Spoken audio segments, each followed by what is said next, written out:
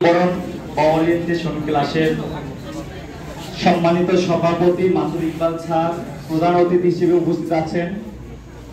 অত্র কলেজের সম্মানিত উপাধ্যক্ষ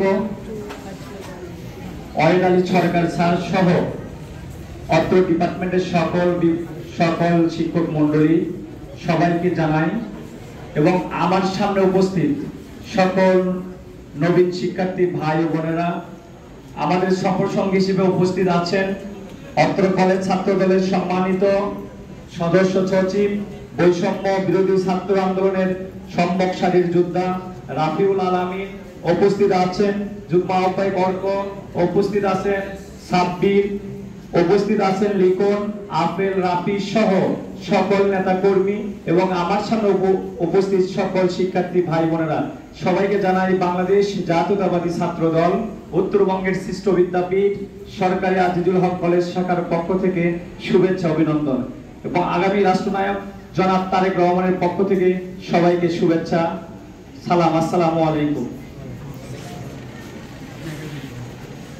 তোমরা আজ সবাই নবীন, অল্প কিছুদিনের মধ্যে তোমরা আবার পুরাতন হয়ে যাবে, আবার নবীন কেউ আসবে।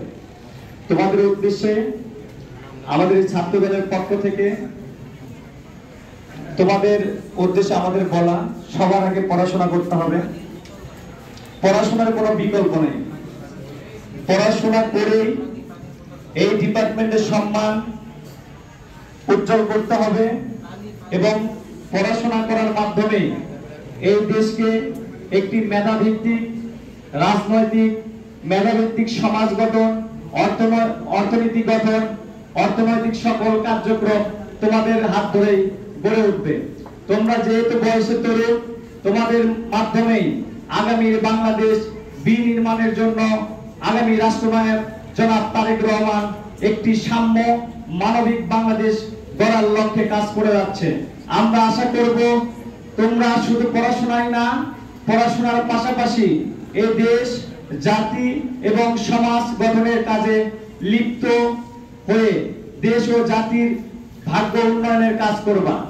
এবং তোমাদের সবার প্রতি আমাদের উদাত্ত আহ্বান থাকবে, তোমরা এই কলেজকে একটি সুশৃঙ্খল, একটি সুন্দর শিক্ষা বান্ধব শিক্ষার পরিবেশ বজায় রেখে কলেজের সকল কার্যক্রম পরিচালনা করবা, এবং এই কলেজকে একটি মাদক মুক্ত কলেজ গড়ে তোলার জন্য তোমাদের সবারই সহযোগিতার প্রয়োজন।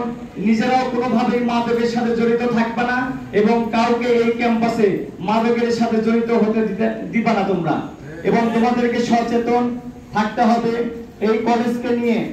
এই কলেজের সম্মান পরিবেশ নষ্ট করার জন্য বিভিন্ন ধরনের মানুষ আশেপাশে চেষ্টা করবে, তাদেরকে রুখে দিতে হবে, এবং কলেজের এবং বিভাগের সকল কার্যক্রমে তোমাদেরকে উপস্থিত থাকতে হবে।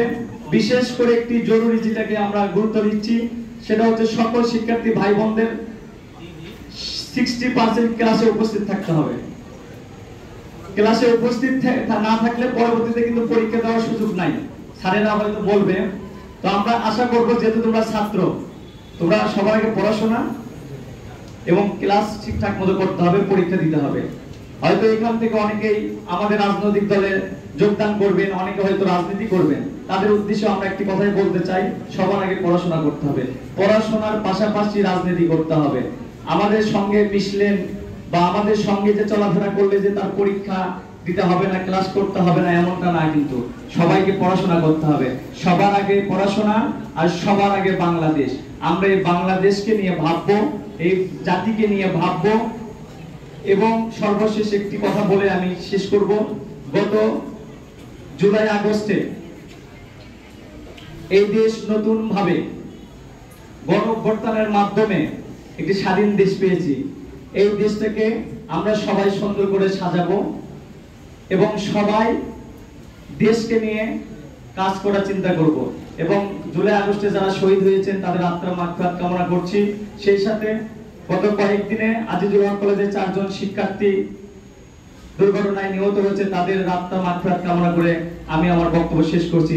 শহীদ প্রেসিডেন্ট জিয়াউর রহমান অমর হোক, দেশনেত্রী আপসীন নেত্রী সাবেক প্রধানমন্ত্রী বেগম খালেদা জিয়া জিন্দাবাদ, আগামী রাষ্ট্রনায়ক জনাব তারেক রহমান জিন্দাবাদ। সবাইকে ধন্যবাদ। আসসালামু আলাইকুম।